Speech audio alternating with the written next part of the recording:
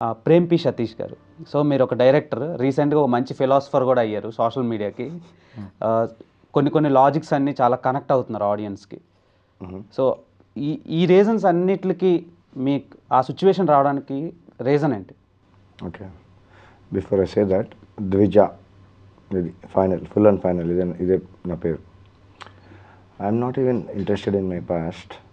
నాకు నా పాస్ట్ తోటి ఏ రకమైన రిగ్రెట్స్ లేవు, ఏ రకమైన కంప్లైంట్స్ లేవు, ఏ రకమైన ఎక్స్పెక్టేషన్స్ కూడా లేవు. I'm okay, I'm in terms with it. ఏదో ఒక చిన్న ఇన్సిడెంట్, దట్ ఈస్ జస్ట్ ఒక మార్నింగ్ వాక్లో జరిగే ఒక చిన్న ఇన్సిడెంట్, దానికి నా రియాక్షన్ అంతవరకే. అని సొల్యూషన్ ఇంతవరకు జరగల. అక్కడ ఎందుకు జరిగింది, అక్కడ ఏం మాట్లాడాను, ఆ మాటల్లోని ఎంత స్కోప్ ఉందో అంత మైలేజ్ తీసుకున్నట్టున్నారు. ఎవరు, నేనా? సో కాల్డ్ ఇన్వాల్వ్ అయిన పేరు కుమారి ఆంటీయా, లేదంటే యూట్యూబర్సా, లేదంటే ఆడియన్సా, లేదంటే ఎవరు who got benefited out of the incident, who got the maximum credit, who got the maximum mileage? నేను ఇక్కడ I'm not here for name, I'm not here for any kind of work.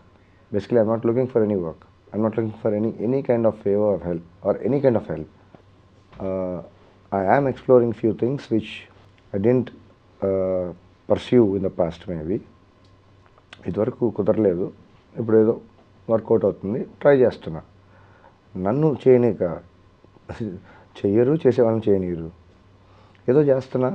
ఒక చిన్న యాజిటేషన్, ఒక చిన్న contribution. We already filed a case in Right to Information Act కింద. whatever procedure is happening. ఎవరి మీద? అదే వస్తున్నా.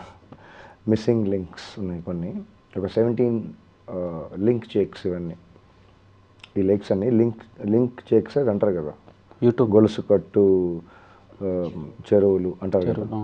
హుసేన్ సాగర్ ఒరిజినల్గా డిజైన్ ఎంతో కొంత ఉంటుంది కదా, ఇన్ని ఎకరాలు ఈ టైంలో వీళ్ళు చేశారు, ఇంత కష్టపడ్డారు, దానికంటే ఒక పర్పస్ ఉంటుంది కదా.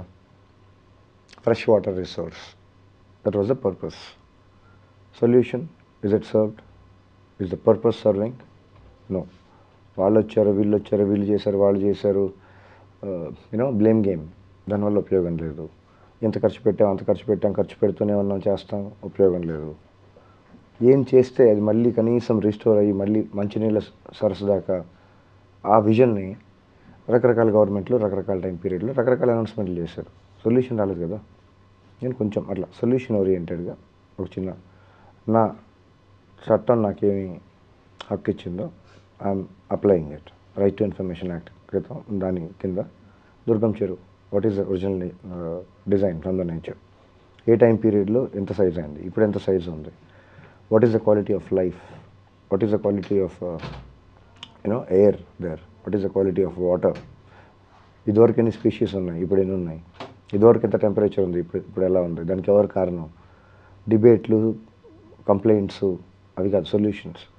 ఒక 2 డిగ్రీలు ఎప్పుడు తగ్గుతుంది, దానికి ఏం చేయాలి? ఇంతవరకు ఎంక్రోచ్మెంట్ అయింది, వాళ్ళు చేస్తున్నారు, వీళ్ళు చేస్తున్నారు, వాళ్ళు వచ్చారు, వీళ్ళు బ్లేమ్ గేమ్, దానివల్ల ఉపయోగం లేదు, ఇంకా పెరుగుతూనే ఉంది. అక్కడ సొల్యూషన్ రాలే ఇంకా. So I'm asking solutions. I'm talking about issues. I'm not the issue here. Don't make me an issue here. That's not the issue. Yeah. అంటే ఇప్పుడు మిమ్మల్ని సోషల్ మీడియానే ఇష్యూ చేస్తుంది అనుకుంటున్నారా? అదే నాకు అర్థం కావట్లేదు. ఎవరికి ఉపయోగం దీనివల్ల? నా మాటల వల్ల ఎవరికి ఉపయోగం? Who is getting benefited out of it? నోటికి వచ్చింది, ఇష్టం వచ్చిన ఎలిగేషన్స్ ఎవరు పడితే వాళ్ళు చేసేసి వెళ్ళిపోతే it's okay, but who gave them the right? How do they think that they can even get away with saying anything and everything? Why am I accountable? Who are they to ask me? Legality or అసలాడడానికి what is the data? కనీసం ఒక witness, ఒక evidence, ఇక్కడ జరిగింది, ఇక్కడ చేశామని చెప్తే okay, probably you know. అంటే ఐ హ్యావ్ వన్ డౌట్. అంటే ఇప్పుడు చాలామంది మీ దగ్గరికి వచ్చి మీ రియాక్షన్ అండ్ రెస్పాన్స్ కోసం వెయిట్ చేస్తున్న యూట్యూబర్స్ మీ దగ్గర చాలామంది ఉన్నారు. నేను వచ్చినప్పుడు కూడా క్యూ ఉంది అక్కడ. సో అంతమందికి ఈ ముక్క చెప్పారా? సో నాకు ఎన్నిసార్లు చెప్పి వాళ్ళు మళ్ళీ అంతా వినేసి మళ్ళీ అదే, నాకు అర్థం కాలేదు, వాళ్ళకి చెప్పారు మాకు చెప్పలేదు, మేము అందరం నుంచి వచ్చాం, వెయిట్ చేస్తాం, మీరు చెప్తున్నారు కదా, అసలు ఎవరు రమ్మన్నారు మిమ్మల్ని? నేను పిలిస్తే వచ్చారు, నేను చెప్తే వెళ్ళిపోవడానికి.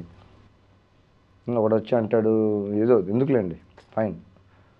అసలు ఇదేమి టెంప్లెట్ నాకు అర్థం కావట్లా. రిపోర్ట్ చేస్తున్నారా, రెస్పాన్సిబుల్గా ఫీల్ అయ్యి అసలు అసలు వై కెమెరా ఉన్న ప్రతి ఒక్కడు కెమెరామ్యాను, మాట్లాడిన ప్రతి ఒక్కడు జర్నలిస్టు కనీసం ఒక బెంచ్ మార్క్, ఒక స్టాండర్డ్స్, క్వాలిటీ, కనీసం పర్పస్, సొల్యూషన్, యాక్షన్స్, చేతగాని మాటలు, పనికిరాని అస్సాలు. ఇక మళ్ళీ మీడియా పేరు ఎవరిచ్చారు హక్కు? ఐడెంటిటీ, అసలు ఐడి కార్డ్ పెట్టుకోవడానికి దానికి ఒక ఉంటాయి కదా కొన్ని స్టాండర్డ్ ఆపరేటింగ్ ప్రొసీజర్స్, ఏదో కండిషన్, మీరు ఏదో పేరు పెట్టుకొని ఉంటారు కదా. ఎవరు పెడితే వాళ్ళు కెమెరా పెట్టేసి కుదిరితే ఫోన్ ఏది దొరికితే అది, tools are not the you know issue. Media అంటే ఏంటి? మీడియా నాకు అర్థం కాదు. Media so okay, Dwija, yeah, అసలు మీరు బార్న్ అండ్ బ్రాటప్ ఎక్కడి నుంచి? ఇవన్నీ చాలా లేదు, మా ఆడియన్స్కి తెలియాలి కదా, అందుకని అడుగు. Okay, 25th June 1979, Prakasam district. I'm still confused. Kanigiri, Prakasam district, Kanigiri or Pamur maybe. Some maternity hospital or maybe home. I'm not really sure. Then all my schooling, my childhood and college, Guntur. So in those terms, maybe I should say Guntur is my native. Lutheran English Medium School, Solomon Raj English Medium School, Solomon Raj, whatever, 10th standard. Siddhartha Junior College. Yeah, the funniest thing is intermediate 2 సంవత్సరాలు నేను 7 కాలేజీల్లో 2 సంవత్సరాలనే చదివాను. ఎన్ని colleges? 7 colleges, intermediate 2 years. 2 years కాకపోతే ఆ process వేరేగా ఉండేది. అంటే ఆ రోజుల్లో డెడికేషన్ అలా ఉండేది అనమాట.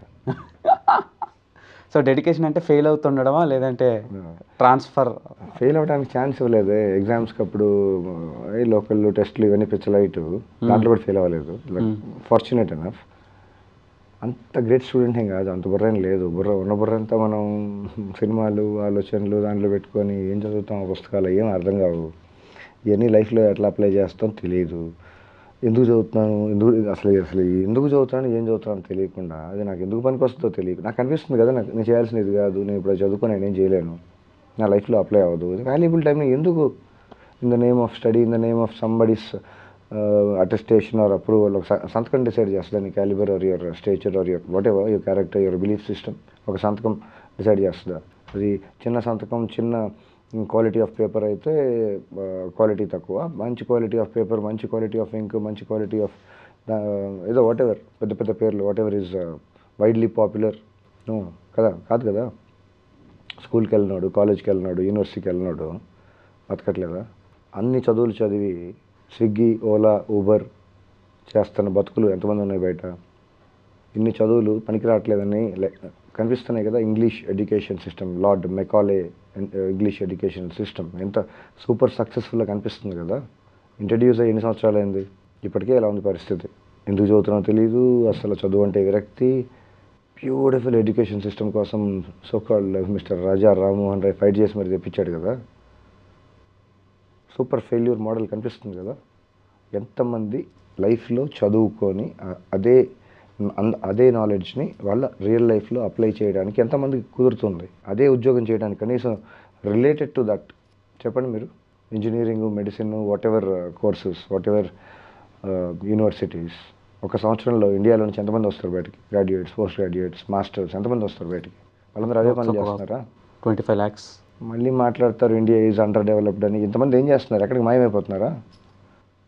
ఎవరికి వర్కౌట్ వాళ్ళు చేసుకుంటున్నారు కదా. ఒకడు ఎన్ఆర్ఐ అంటాడు, ఇంకొకడు యూఎస్ అంటాడు, యూకే అంటాడు, ఎవరికి తోచింది అది చేస్తున్నారు కదా. మళ్ళీ అసలేంటి? ఇంతమంది ప్రొడ్యూస్ అవుతున్నారు కదా.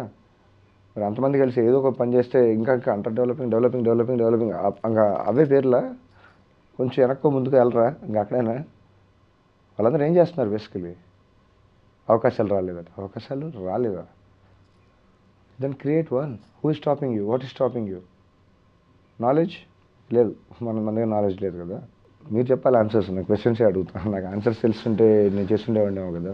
ఎంతవరకు చదువుకున్నారు మీరు? ఇక్కడి నుంచి ఇక్కడ వరకు. ఓకే.